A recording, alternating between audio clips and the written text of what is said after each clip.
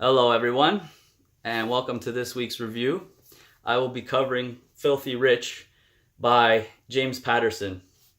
This book is 287 pages long, and it was released on October 10th, 2016. Fair warning, this book can be pretty disturbing.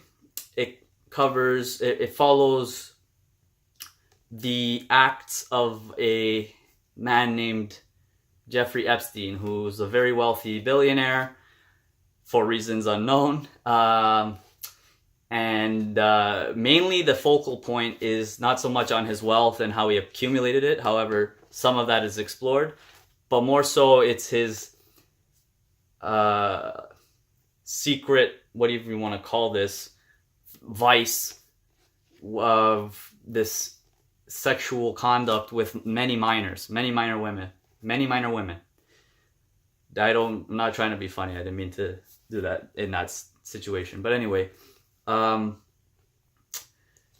so this man, this book, first of all, plays out more like a documentary. There's a lot of transcripts of interviews and depositions and discoveries and legal battles. And it kind of glues it together with narratives, probably some fictional parts just to kind of tie everything together. But for the most part, it is directly like transcribed or whatever. So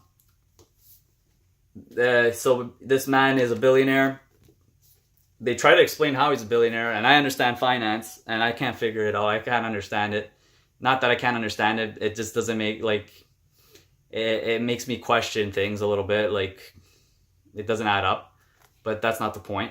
And as most times are portrayed, or most times you would assume, people with a lot of wealth have a lot of power, and along with that power, they have a sense of entitlement. And this man chooses to find quote unquote physical pleasure with underage women.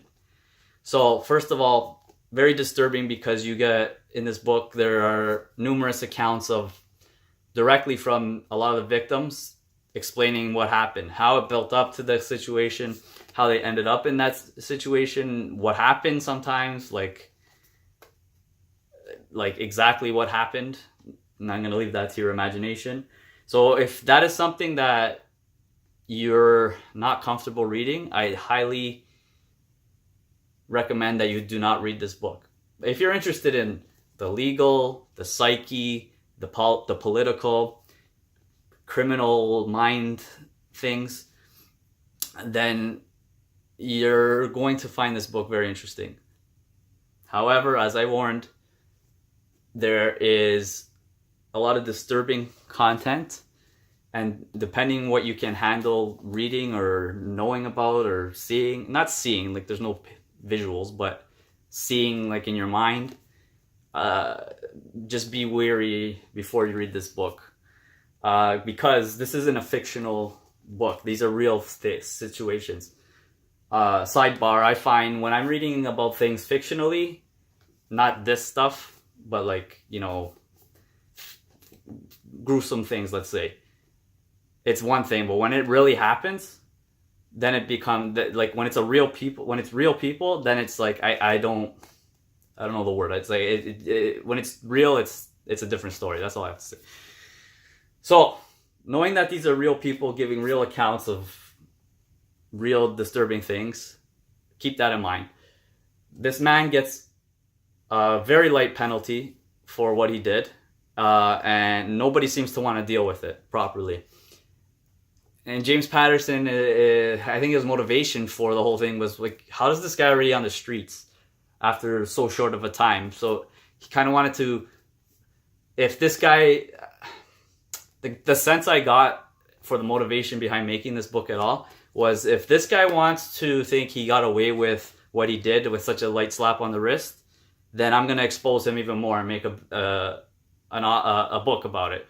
And he knows himself, he knows that he's a bestseller. He knows millions of people read his books. So at the very least, he's hoping, I guess, to make more awareness of the people like this and say, like, this isn't right.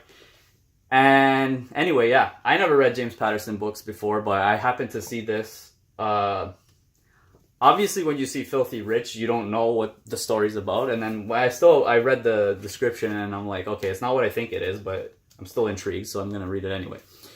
So this is not a filthy rich, like, oh my god, this is how you can be rich and billionaire and like the good life, and or like glorifying things like Wolf of Wall Street, although he did different things and it was really just drug abuse mainly.